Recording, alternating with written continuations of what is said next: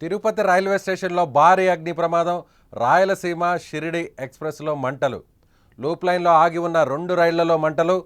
భారీగా ఎగసి పడుతున్న మంటలు. మంటల్లో పూర్తిగా దగ్ధమైన ఓ బోగి. భయంతో పరుగులు తీసిన ప్రయాణికులు. ప్రమాద సమయంలో పక్కన ట్రాక్ పైకి వందే భారత్ ఎక్స్ప్రెస్. మంటలను అదుపు చేసిన అగ్నిమాపక సిబ్బంది.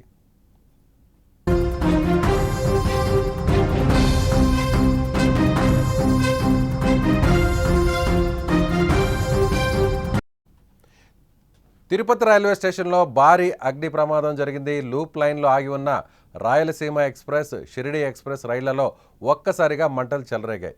ఈ ఘటనలో 2 బోగీలు దగ్ధమయ్యాయి. ప్రమాద సమయంలో రైల్వే స్టేషన్లో ఉన్న ప్రయాణికులు భయాందోళనకు గురయ్యారు. భారీగా మంటలు ఎగిసి పడడంతో భయంతో పరుగులు తీశారు. 2 బోగీలు పూర్తిగా దగ్ధం కావడంతో తిరుపతి రైల్వే స్టేషన్లో కొద్దిసేపు భయాందోళన పరిస్థితులు ఏర్పడ్డాయి. సమాచారం అందుకున్న వెంటనే ఫైర్ సిబ్బంది ఘటనా స్థలానికి చేరుకొని మంటలను ఆర్పే ప్రయత్నంలో నిమగ్నమయ్యారు. అగ్ని ప్రమాదానికి గల కారణాలు ఇంకా స్పష్టంగా తెలియరాలేదు. రైల్వే అధికారులు ప్రమాద కారణాలను గుర్తించేందుకు దర్యాప్తును ప్రారంభించారు.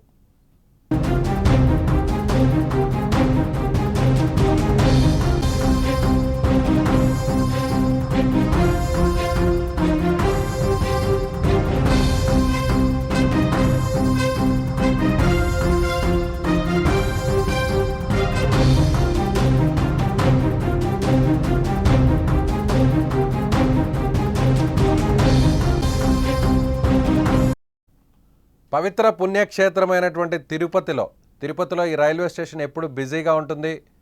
సో నిత్యం రైళ్ల రాకపోకలు కొనసాగుతూనే ఉంటాయి. అలాంటి సమయంలో లూప్ లైన్లో ఉన్నటువంటి ఒక ట్రాక్ మీద 2 బోగీలు దగ్ధమయ్యాయి.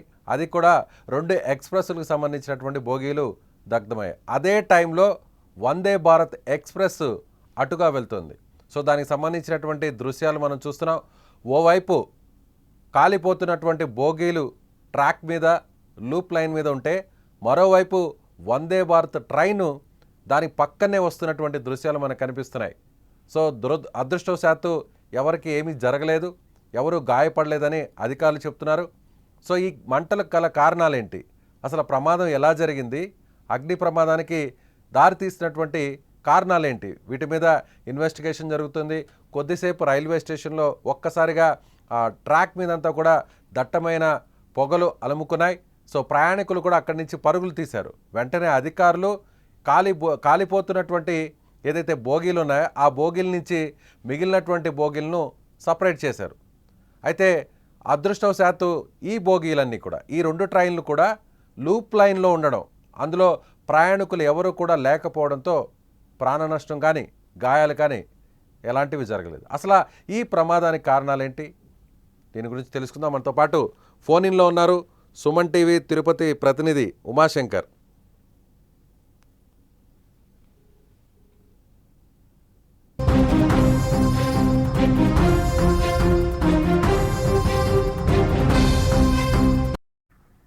విజయ్, ఇది 1:45 జరిగినట్టుగా తెలుస్తోంది. అయితే హిసార్ ఎక్స్ప్రెస్ హిసార్ నుంచి 2:15 ఏదైతే తిరుపతి రైల్వే స్టేషన్ చేరుకుంది. ప్యాసింజర్స్ అంతా కూడా రైల్వే స్టేషన్ లో దింపిన తర్వాత ఈ ట్రైన్ మళ్ళీ తిరిగి రాత్రి 11:20 హిసార్ కి వెళ్లాల్సి ఉంది. అయితే 46 గంటల ప్రయాణంగా ఉంటుంది కాబట్టి ఒకసారి ట్రైన్ ని చెక్ చేసే క్రమంలోనే దాన్ని గ్యారేజ్ కి తరలించే ప్రయత్నం చేస్తున్నారు. ఈ క్రమంలోనే లూప్ లైన్ ట్రాక్ పైన తీసుకువెళ్తున్నటువంటి సమయంలో ఒక్కసారిగా ఆఖరిగా ఉన్నటువంటి బోగిలో మంటలు చెలరేగినట్టు గుర్తించారు. దీంతో వెంటనే మిగతా బోగిల్ని కూడా అక్కడ నుంచి కట్ చేసి ఆ ఒక ట్రైన్ కూడా ముందుకి పంపించేశారు. కాకపోతే అదే సమయంలోనే పక్క ట్రాక్ లో ఉన్నటువంటి రాయలసీమ ఎక్స్ప్రెస్ కు సంబంధించి డీజిల్ కంట్రోల్ బోగి కూడా పక్కన కొంత పాక్షికంగా దెబ్బతిన్నట్టయితే తెలుస్తోంది. దీంతో ఈ హిసార్ ఎక్స్ప్రెస్ సంబంధించినటువంటి బోగి పూర్తిగా కూడా కాలిపోయింది. అయితే ప్రాథమికంగా అక్కడ ఉన్నటువంటి ఫైర్ ఎక్సిస్టెంట్ తో దాన్ని కంట్రోల్ చేసే ప్రయత్నం చేశారు. అయినప్పటికీ కూడా మంటలు తీవ్రంగా వ్యాపించడం, భోగి మొత్తం కూడా మంటలు వ్యాపించడంతో ఫైర్ ఇంజిన్ రావడానికి దాదాపు 45 నిమిషాలు పట్టింది. ఎందుకంటే రేణిగుంటలో మరో ఫైర్ యాక్సిడెంట్ జరగడంతో అక్కడి నుంచి ఫైర్ ఇంజిన్స్ రావడం కొద్ది లేట్ అవడంతో పూర్తిగా కూడా కాలిపోయింది. ప్రస్తుతం అయితే మంటలను అయితే అదుపులోకి తీసుకొచ్చారు, కానీ ఇదైతే ప్రాథమికంగా ఇన్వెస్టిగేషన్ అయితే మాత్రం జరుగుతోంది. కాకపోతే ఫైర్ ఆఫీసర్లు ఒకటే చెప్తున్నారు, తిరుపతిలో దాదాపు 40 డిగ్రీస్ టెంపరేచర్ అయితే నమోదవుతోంది. సో ఆ కారణంగానే ఫైర్ కొంత వ్యాపించి ఉండొచ్చు. సో అదే మేము ప్రాథమికంగా తెలుసుకుంటున్నాం. బట్ ఇంకా ఏదైనా ఉద్దేశపూర్వకంగా ఇంటెన్షన్ గా ఏదైనా జరిగిందా అనే దానిపైన కూడా ఇన్వెస్టిగేషన్ జరుగుతోంది. సో ఈ ట్రైన్ కి సంబంధించి దాదాపు 5 రాష్ట్రాలు దాటుకొని హిసార్కి వెళ్లేటువంటి ట్రైన్ ఇది. కేవలం సోమవారం మాత్రమే స్పెషల్ ట్రైన్ గా తిరుపతి నుంచి వెళ్లేటువంటి ట్రైన్ గా చెప్తున్నారు. అయితే ఇవాళ రాత్రికి ఈ ట్రైన్ యథావిధిగా కంటిన్యూ చేస్తాము, మరో బోగిని దీనికి అటాచ్ చేసి పంపిస్తామని చెప్పి కూడా రైల్వే అధికారులు చెప్తున్నటువంటి పరిస్థితి కనిపిస్తుంది విజయ్. సో ఈ టైంలో ఈ ఫైర్ యాక్సిడెంట్ జరిగినటువంటి ఈ టైంలో ప్రయాణికులు ఏమన్నా ఆందోళన చెందినటువంటి పరిస్థితి ఏమైనా ఉందా? అంటే తిరుపతి రైల్వే స్టేషన్ కి అతి సమీపంలోనే జరిగింది. చుట్టుపక్కల రెసిడెన్స్ ఏరియా ఉంటుంది, దాంతో పాటు కూడా ప్రముఖ హోటల్స్ కూడా ఉన్నాయి. అయితే ఒక్కసారిగా ట్రైన్ లో నుంచి మంటలు పెద్దగా వ్యాపించడము, పొగ దట్టంగా ఆ ప్రాంతం అంతా కూడా అలుముకోవడంతో అసలు ఏం జరిగిందో తెలియనటువంటి పరిస్థితి. వెంటనే స్థానికంగా ఉన్నటువంటి రైల్వే అధికారులకు, పోలీసులకి ఫిర్యాదు చేశారు.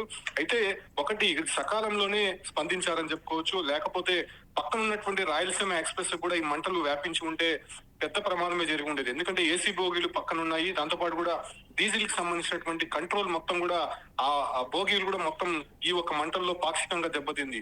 ఒకవేళ దానికి అంటుకుంటే మరిన్ని బోగీలు కూడా ఈ మంటలకి ఆహుతయి ఉండేది. ప్రస్తుతం ఈ బోగీలు మాత్రం తనిగా, అంటే పక్కకి ట్రాక్ ఎటువైపు లేకుండా పక్కన ట్రాక్ లో ఉన్నటువంటి బోగిల్ని అంటించకుండా దూరంగా తీసుకువెళ్ళినటువంటి క్రమంలోనే ఈ బోగి ఒక్కటే పూర్తిగా కాలిపోయినటువంటి పరిస్థితి. అయితే ప్రస్తుతం ఇంకా అక్కడ రెస్క్యూ జరుగుతోంది, దాన్ని ఇంకా దూరంగా తీసుకునే ప్రయత్నం చేస్తారు. ఎందుకంటే పలు రైళ్లకు కూడా ఇప్పటికే ఆలస్యం జరిగింది కాబట్టి దాన్ని పక్క ట్రాక్ కు తీసుకెళ్లి మరిన్న ట్రైన్లు కూడా అక్కడ రాకపోకలు జరిపేటువంటి అవకాశం అయితే కనిపిస్తుంది. ఎందుకంటే 4 గంటల నుంచి కూడా రైలు రాకపోకలు ఎక్కువగా ఉంటాయి. రేణిగుంట జంక్షన్ నుంచి ఎక్కువ కూడా తిరుపతి మీదుగా వెళ్తూ ఉంటాయి కాబట్టి సో దానికి ఇబ్బంది కలగకుండా చర్యలు అయితే ప్రారంభించారు. కాకపోతే రాయలసీమ ఎక్స్ప్రెస్ ఇప్పుడు ఏదైతే పాక్షికంగా దెబ్బతిందో అది మరో 2 గంటల్లోనే వెళ్లాల్సి ఉంటుంది కాబట్టి దాన్ని కూడా కొంత ప్రిపేర్ చేసే ప్రయత్నం అయితే అధికారులు చేస్తున్నారు. ఎస్ ఉమాశంకర్, అదేవిధంగా స్క్రీన్ మీద మనకు కనిపిస్తున్నాయి. సో అదే సమయంలో ఓవైపు బోగి కాలిపోతుంది, మరోవైపు ఇంకొక ట్రాక్ మీద నుంచి వందే భారత్ ఎక్స్ప్రెస్ యథావిధిగా వస్తుంది. సో ఎక్కడ కూడా రైళ్ల రాకపోకలకు అంతరాయం కలగలేదనుకోవచ్చా?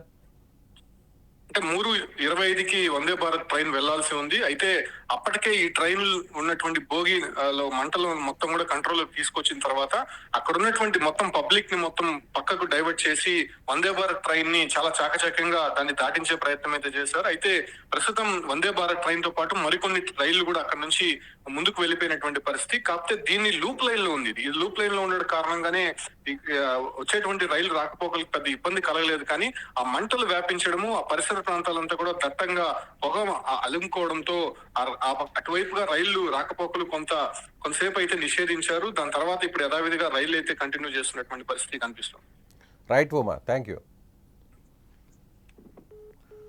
సో ఇది ఉమాశంకర్ చెప్తున్నట్టుగా, సో ఇది ప్రాథమికంగా అక్కడ ఉన్నటువంటి అధికారులు చెప్తున్న దాని ప్రకారం చూస్తే అక్కడ ఒక్కసారిగా ఎండ తీవ్రత ఎక్కువగా ఉండడం, ఉష్ణోగ్రత దాదాపుగా 40 డిగ్రీలు నమోదవడంతోనే ఈ ప్రమాదానికి గల కారణంగా తెలుస్తుంది. అయితే ప్రాథమికంగా విచారణ తర్వాత దీనికి గల కారణాలు కూడా బయటకు వెల్లడిస్తామని అధికారులు చెప్తున్నారు. అయితే రైళ్ల రాకపోకలకు ఎలాంటి ఇబ్బంది లేకుండా, సో అదే సమయంలో అటువైపుగా వస్తున్నటువంటి వందే భారత్ ఎక్స్ప్రెస్ అక్కడి నుంచి తిరుపతి నుంచి హైదరాబాద్కు బయలుదేరాల్సినటువంటి పరిస్థితి. సో దానికి ఇబ్బంది కలిగించకుండానే ఓవైపు వేరే ట్రాక్లో అటు కాలిపోతున్నటువంటి బోగి ఉండగానే అధికారుల సమక్షంలో చాలా చాకచక్యంగా వందే భారత్ ట్రైన్ యథావిధంగా మూవ్ చేశారని తెలుస్తుంది. మరోవైపు కొంతవరకు అంతరాయం కలిగినప్పటికి కూడా మిగిలినటువంటి రైళ్లకు ఎలాంటి ఇబ్బంది లేకుండానే రాకపోకలను కొనసాగించారు. అయితే ముఖ్యంగా ఇప్పుడు రాయలసీమ ఎక్స్ప్రెస్కి సంబంధించి కూడా ఒక 2 గంటల్లో బయలుదేరాల్సినటువంటి పరిస్థితి ఉన్నప్పటికీ కూడా ఏదైతే పాక్షికంగా దెబ్బతిన్నటువంటి బోగీని స్థానంలో వేరే బోగీని కూడా తీసుకొచ్చేటువంటి పరిస్థితి అధికారులు చేస్తున్నట్టుగా చెప్తున్నారు. మరోవైపు